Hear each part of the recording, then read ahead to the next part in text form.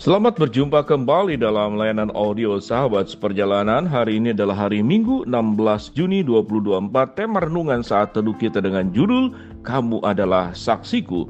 Firman Tuhan terambil dalam Lukas 24 ayat 45 sampai dengan ke-48.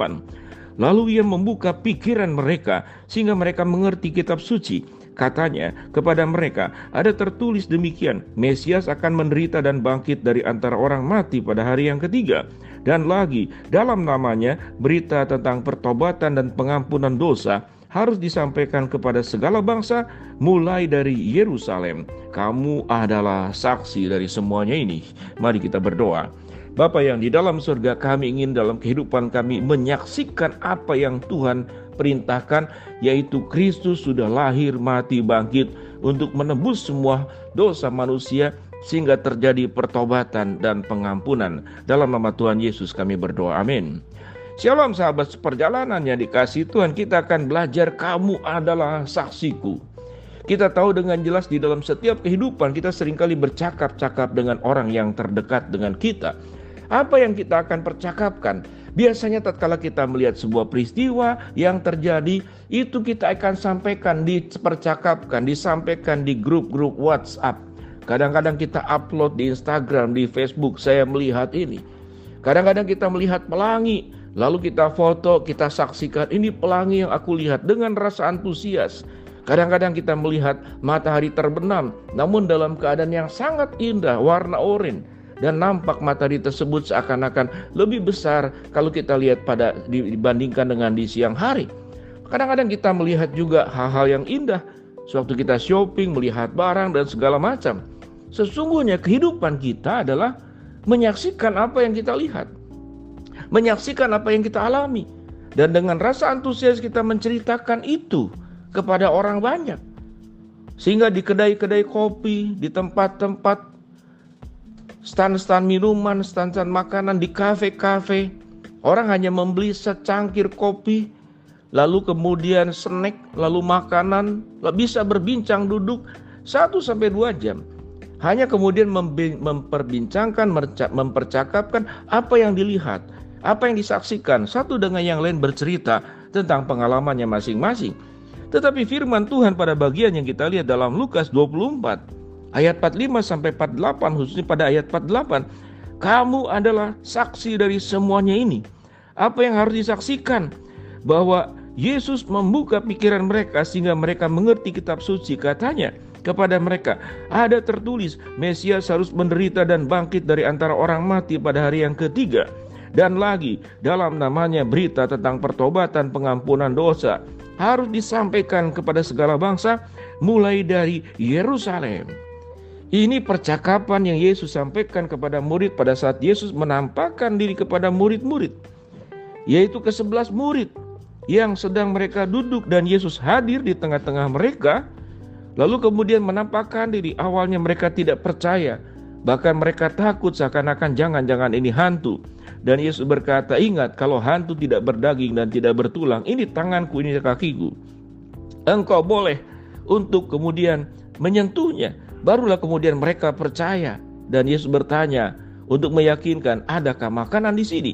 Lalu mereka memberikan ikan goreng dan kemudian Yesus mengambilnya, memakannya di depan mata mereka. Terceliklah mata mereka. Sahabat seperjalanan, kalau kita berbicara tentang ada satu pribadi yang sudah sangat berjasa menolong kita, membesarkan kita dari kecil, menafkahi kita, melindungi kita, menolong sewaktu kita sakit, mensekolahkan kita, maka kita tidak pernah akan menutup mulut dengan rasa antusias semangat menceritakan orang tersebut. Khususnya adalah kedua orang tua kita, sekalipun memang orang tua juga berbeda-beda. Ada yang sangat baik, ada orang tua yang biasa saja, ada juga orang tua yang mengabaikan anak. Namun pada umumnya orang tua mencintai, mengasihi anak-anaknya. Sama juga dengan opa, oma, kakek, nenek sangat mengasihi cucunya. Maka suatu kita dewasa kita akan menceritakan. Tetapi kalau kita meyakini, dan itu adalah sebuah bukti, kehidupan ini semua yang ada dari penciptaan diberikan oleh Allah kepada manusia. Kemudian manusia jatuh di dalam dosa, Tuhan pun tetap datang di dalam diri Kristus Yesus yang lahir, mati, dibangkitkan, menampakkan diri, naik ke surga, dan berjanji akan datang kedua kali untuk menjemput kita masing-masing, dan akan menyediakan sebuah rumah Bapa yang di surga, supaya di mana aku berada, kamu pun akan berada. Dan itu yang Tuhan Yesus sampaikan sebelum Yesus naik ke surga.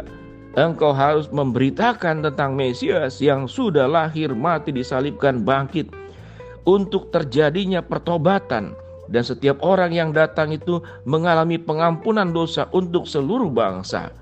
Dan Yesus berkata, kamu adalah saksi daripada semuanya itu.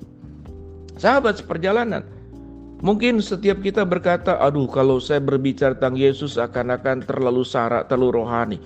Tapi engkau bisa menyaksikan Kristus tidak hanya dengan kata-kata, tapi dengan kehidupanmu, dengan kasihmu, dengan keteladananmu, dengan karaktermu, dengan sikap baikmu. Itu yang firman Tuhan katakan. Engkau bisa menjadi garam dan terang dunia, supaya kebaikanmu diketahui semua orang, dan Bapamu yang di surga dipermuliakan. Tatkala ada kualitas hidup yang berbeda antara engkau dengan orang-orang dunia, mereka akan bertanya, apa yang menyebabkan hidupmu berbeda dengan orang lain? Engkau begitu tabah menghadapi kesulitan, engkau begitu kuat menghadapi berbagai macam persoalan. Maka engkau sedang menyaksikan Kristus yang menguatkan hidupmu, yang menolong hidupmu. Engkau begitu tabah, engkau tidak takut menghadapi kematian. Orang akan bertanya, orang mungkin bertanya, aku takut menghadapi kematian. Tapi sewaktu aku berbicara dengan engkau, berbicara tentang kematian, engkau nampak tidak takut. Apa yang menyebabkan? Itulah pintu yang kemudian menjadi titik pijak awal menyampaikan tentang Kristus yang berjanji, kalau kita mati nanti, Tuhan akan menyelamatkan kita. Kalau kita mati nanti, Tuhan akan membangkitkan kita. Kalau kita mati nanti, Tuhan sediakan rumah di surga yang disediakan Bapa untuk kita semua. Kalau kita mati nanti, Tuhan akan pertemukan kembali dengan orang-orang yang kita kasihi, yang sudah percaya di dalam Kristus Yesus. Apakah engkau mau menerimanya?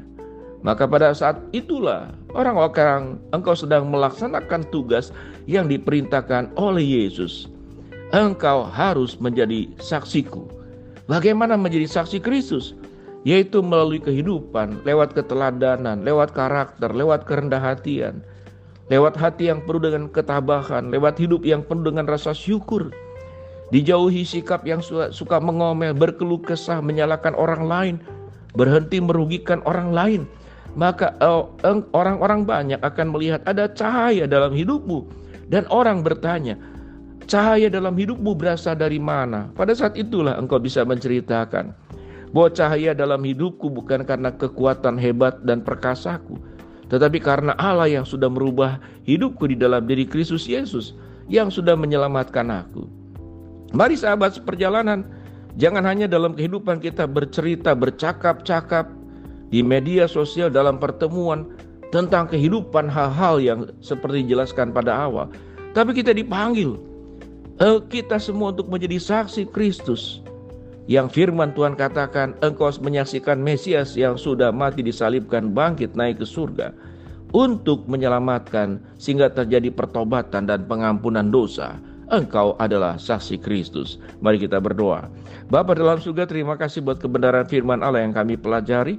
Hamba-Mu berdoa buat sahabat seperjalanan yang sedang sakit, Tuhan jamah sembuhkan.